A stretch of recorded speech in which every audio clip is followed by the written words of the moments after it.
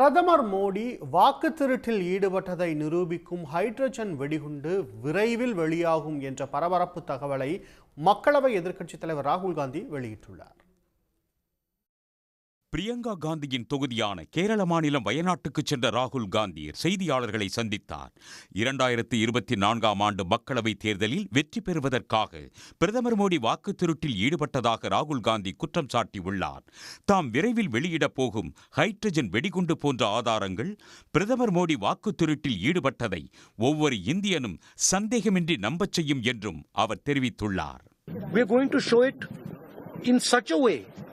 That there will be nobody in India who will have any doubt that Narendra Modi ji has done vote chori and won the election.